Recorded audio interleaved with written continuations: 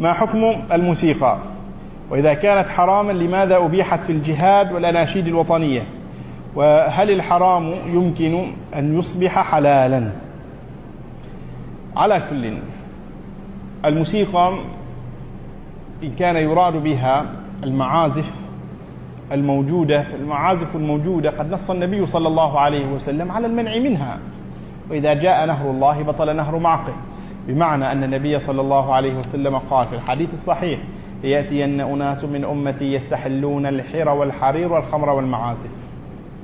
الحر الزنا، والحرير والخمر والمعازف. جاء استثناء في السنة للدف، قد اختلف أهل العلم في تصحيح هذه الأحاديث، لكن صححها جماعة، منهم من خصها بالأعراس، ومنهم من عمم جوازها، فهذا الاستثناء موجود وله نصوص في السنة. ما عدا ذلك العام يبقى على عمومه، والعموم هنا يقول المعازف، وكل ما كان من آلات العزف فإنها تكون محرمة على هذا الحديث الصحيح الذي جاء عن النبي صلى الله عليه وسلم. وإذا كانت حراما لماذا أبيحت في الجهاد والأناشيد الوطنية؟ إباحتها في الجهاد والأناشيد الوطنية يعني الذي أباحه بعض الفقهاء هو الطبل. بعضهم استدل ببعض الروايات أنه كان ينادى للجهاد في تلك الأزمان بالطبل في أزمان النبي صلى الله عليه وسلم. بعضهم يستدل بهذا الأمر. هذا أمر. الأمر الثاني، حينما يباح في الجهاد والأناشيد الوطنية، هذه الإباحة ليست مطلقة حتى في الأناشيد الوطنية وغيرها، إنما يريدون بهذه الإباحة شيئا، وهو أنه عندي مفسدتان. حينما يأتيك عدو غاشم إلى بلدك، وهنالك طبائع معينة من الناس تزداد حماسا إن صحت العبارة بمثل هذا الضرب، ضرب الطبل، لأنهم قد اعتادوا عليه في السابق، فتزداد حماسا لأجل دفع هذا العدو. فعندي مفسدة، وهي مفسدة ضرب المعازف هذه، وعندي مفسدة كبرى وهي غشيان العدو أو مجيء العدو إلى البلاد واحتلاله لها.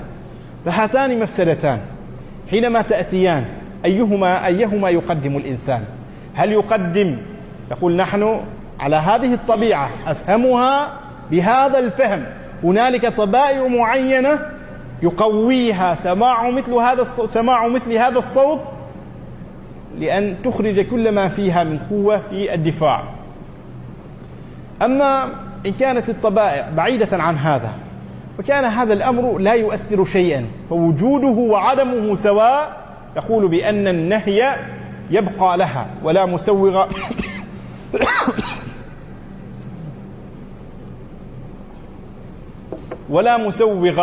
للخروج على عموم الحديث بهذا السياق، فيبقى ممنوعا منه. أما إن كان المسوغ موجودا وهو الذي ذكرته لكم، فحينها نقول ندفع المفسدة الكبرى بمفسدة أقل منها. المفسدة الكبرى هي أن يخشى العدو البلد، أن يتحكم فيه.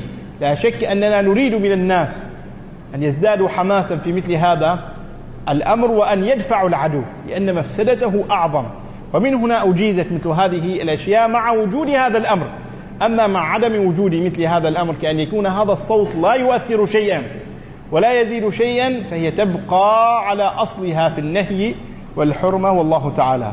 هل الحرام يمكن أن يصبح حلالا؟ لا، الحرام حرام لا يمكن أن يصبح حلالا، لكن الحرام يأتي على مراتب. الله تعالى في حادثة عمار بن ياسر ماذا أجاز له؟ أجاز لهم لآل ياسر النبي صلى الله عليه وسلم أجاز لهم أن ينطقوا بكلمة الكفر، والأصل أنه لا يجوز النطق بكلمة الكفر. لا يجوز لإنسان أن يسب الله تعالى، لا يجوز لإنسان أن يقول ربي هذا الصنم. هذه مفسدة لا شك، لكن أجيزت لهؤلاء، لم تصبح حلالا، ولكن لأجل أن أمنع مفسدة أعظم منها، وهي أن هؤلاء سيقتلون. النبي صلى الله عليه وسلم في بدايات الدعوة، هؤلاء ممن أسلموا في بدايات الدعوة آل ياسر، في تلك الفترة ما كان عنده أناس كثيرون، ما كان هنالك أناس كثيرون يرفعون شعار لا إله إلا الله.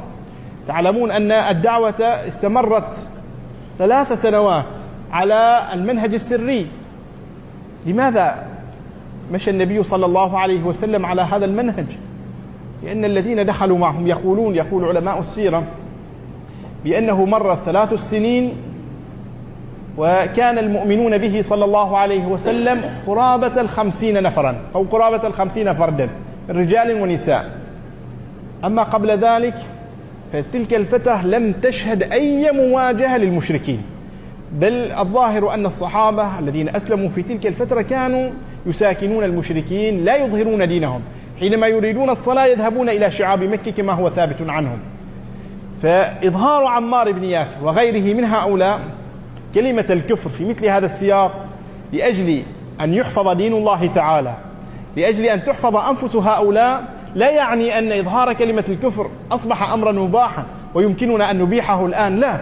القضية ما فيها أن هناك تدافعا بين المفاسد، فهنالك مفسدة عظمى وهنالك مفسدة أصغر منها، وقدر الاستطاعة أريد أن أحد من المفسدة، فلذلك ننتهك المفسدة الأصغر لأجل أن لا تقع المفسدة الأعظم.